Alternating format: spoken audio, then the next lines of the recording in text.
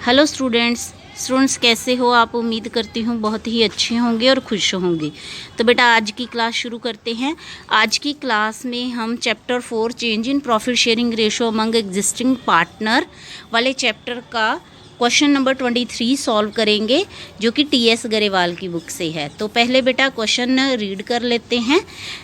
इस क्वेश्चन में 3 पार्टनर हैं और उनकी ओल्ड प्रॉफिट शेयरिंग रेशो है 2:2:1, जिसके अकॉर्डिंगली ए का शेयर बनता है 2/5, बी का शेयर भी 2/5 और सी का शेयर है 1/5। तो बेटा इन तीनों ने ये डिसाइड किया है 1 अप्रैल 2020 को कि अब वो अपना प्रॉफिट जो है 5:3:2 की रेशो में शेयर करेंगे। तो इसके अकॉर्डिंगली उनकी जो न्यू रेशो बनती है उसमें ए का शेयर है 5/10, बी का शेयर है 3/10 और सी का शेयर है 2/10। तो बच्चे इन तीनों ने ये डिसाइड किया है कि वो अपनी revised value change the value of assets and liabilities in the books of account, कि इसका मतलब ये है कि वो अपनी रिवाइज्ड वैल्यू को बुक्स में शो नहीं करना चाहते हैं। तो इसके अकॉर्डिंगली उन्होंने हमें सिर्फ एक एडजस्टमेंट एंट्री पास करने के लिए कहा है।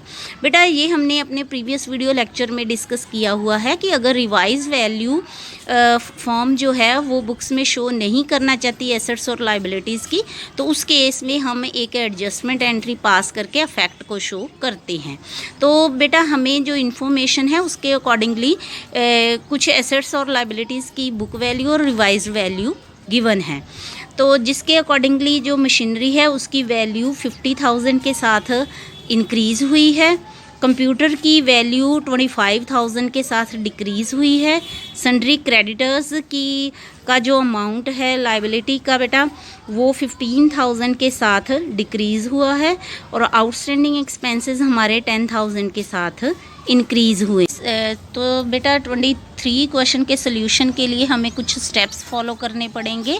जो फर्स्ट स्टेप है वो है calculation of net effect of revaluation. तो इसमें हम एसेट्स और लाइबिलिटीज़ की वैल्यू में जो भी चेंज आया है उसकी वजह से फर्म को गेन हुआ है या लॉस हुआ है वो कैलकुलेट करेंगे।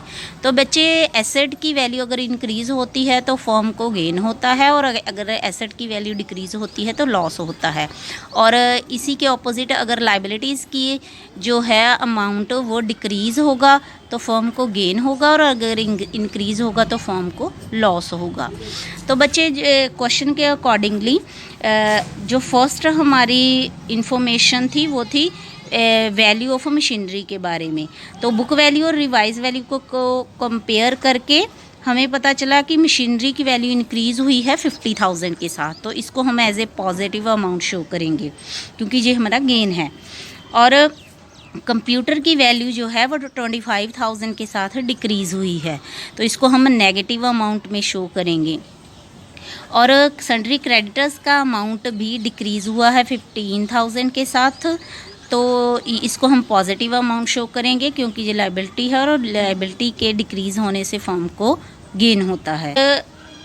आउटस्टैंडिंग एक्सपेंसेस का अमाउंट इंक्रीज़ हुआ है 10,000 के साथ, तो इसको हम नेगेटिव अमाउंट शो करेंगे क्योंकि ये फर्म के लिए लॉस है।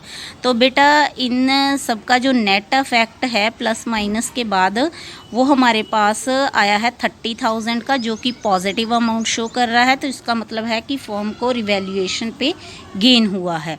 तो बच्चे जो सेकंड स्टेप है हमारा वो है कैलकुलेशन ऑफ सेक्रीफाइस्ड और गेन्ड प्रॉफिट शेयर। तो इसके लिए बेटा हम पहले तीनों पार्टनर्स के ओल्ड शेयर लिखेंगे, जो कि मैंने आपको क्वेश्चन रीड करते हुए भी समझाए, और उसके बाद हम न्यू प्रॉफिट शेयर लिखेंगे जो कि हमने अपने क्वेश्चन के स्टेटमेंट को रीड करते हुए समझ लिए थे।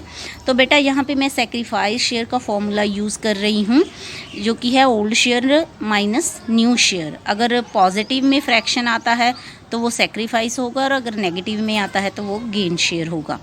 तो एक का जो हमारे पास फ्रैक्शन आ रहा है दोनों ओल्ड और न्यू को माइनस करने पे वो है 1/10, तो ये नेगेटिव फ्रैक्शन है, तो इसीलिए ये गेन शेयर को शो कर रहा है।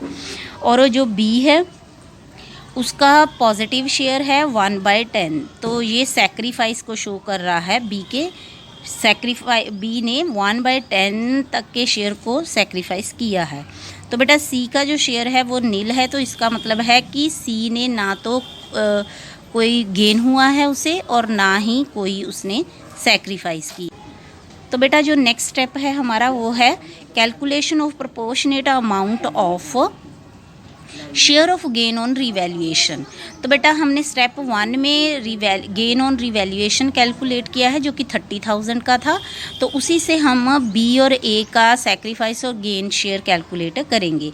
तो बेटा बी ने सेक्रीफाइस किया है तो बी का सेक्रीफाइस शेयर होगा 30,000, जितना भी हमने उसका शेयर कैलकुलेट किया है उसके साथ हम मल्टीप्लाई करके, तो जो कि आ रहा है ₹3,000।